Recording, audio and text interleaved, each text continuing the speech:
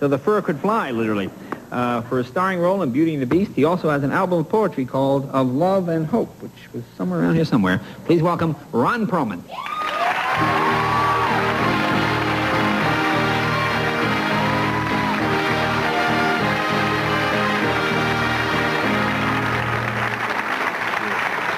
First, let me congratulate you also on your nomination here. Gosh, I've got two gentlemen nominated in the same category, so I've got to be diplomatic here. But well, maybe I should win. Pretty much rounded up there. You've heard other actors say this, I'm sure. You know, most actors would say that the honor is being nominated, but I think we both agree that that's a total crock, don't you?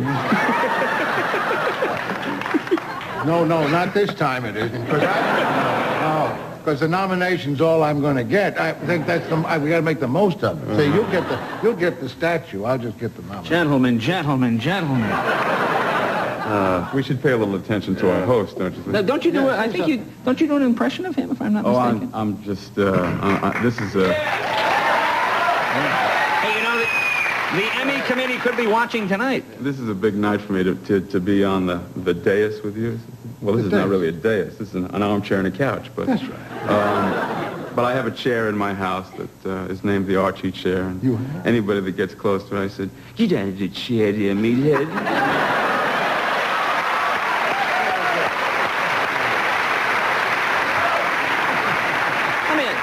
Why don't you take a flying leap into Lake? No, I can't say that. Let me ask you a question. Now, occasionally when I watch other shows, I see people do jokes about Beauty and the Beast and whatnot. Does that bother you? People do jokes about Beauty and the Beast? On other shows, yes. Occasionally people have made fun of the Vincent characters. Does that bother you, or is it you take it in stride? Well, if they're not funny, it bothers me. Oh, okay. There's just one thing I'd like to clear up. I do want to say I've gotten a lot of mail ever since the first mention you ever made of the character, and wow. It is true the Beast has been known to have a sip or two out of the toilet bowl. Oh, that's right. That's right. I said that Catherine had caught you drinking out of the toilet bowl. I must say before we go much further, I'm a little nervous tonight. My managers told me that if I'm the least bit funny, I could end up with my own late night talk show. Really? Well, the field is pretty wide open. So you did stand-up comedy one time, didn't you? Not for long, no. No. I did a bunch of stand-up comedy using every other comic's material, which I'm sure is the way most people start. And I got a lot of laughs, you know. And then we got it into our heads that we could get booked into a discotheque. And luckily I had a cab waiting in the back because all the girls sat in the front and the guys sat in the back like... And the girls were having a great time. And somebody heckled me, and I made some wise guy comment. And the guys... There were like 350 guys, you know, heavy ethnic types in New York City, and they all got up in masks and started toward the stage. And needless to say, we never got paid. I don't know how you do it. I mean, you know, the idea of bombing. I mean, I know you know what that's like. Oh yeah, nobody knows more what it's like than I do. Let me ask you. Now, I know you're from New York. Are you all settled out here now, or do you commute when the show's not on and you go back? We keep a place back in New York. We try to keep our fingers in the pot. There are just one of the reasons I've been able to enjoy L.A. like I have is because I still consider myself very much a New Yorker. It's a great city. You know, there are just you know, it's things happen there that don't happen anywhere else. I was back there a couple of months ago, and I went with my best friend and my wife. We got in a cab to go to Chinatown for dinner, and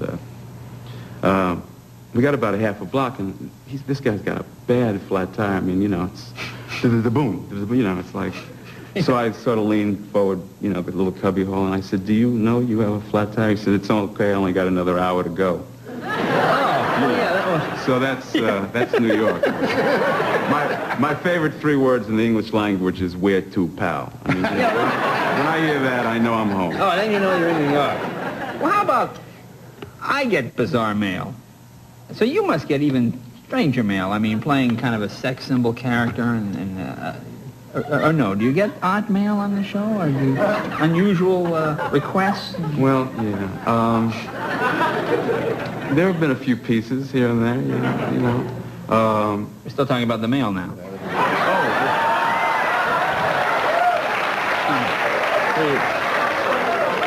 I mean, what do you get, marriage proposals and things like that? Well, I don't exactly get masher notes, but there have been series. I get series of letters from various people, which are very erotic, and women fashion characters that do strange things with the beast and strange things to the beast. And they're pretty mind-boggling, you know. Yeah. I can't really go into it on the air. Yeah, I understand. But they're flights of fancy, and I think they're very healthy, you know. Yeah. Real healthy if you're the guy in it, sure. Why don't we have your wife on? Ask her how healthy it is. And you have a daughter, right? I gotta go. Yeah. How old is your daughter? She's 5. Oh, that's great. Yeah. How does she like it out here? Does she like L.A. better? She loves L.A. Her favorite thing about L.A. in New York, you know, when you buy newspapers, for instance, you take your 35 cents out and you give it to the guy, and he gives you a post or the news and stuff. But here they have these great machines that for a quarter you can get 10 or 12 papers. Oh, yeah.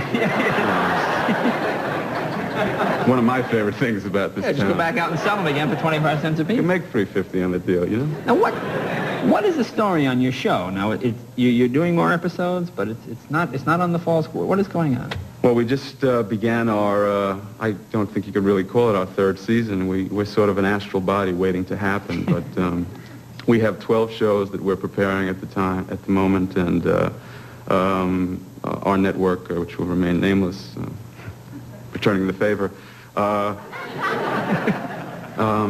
says that we should be on sometime in the near future. Oh, good. Well, you do a good job on the show. It's a pleasure to have you on here. We'll be right back after this.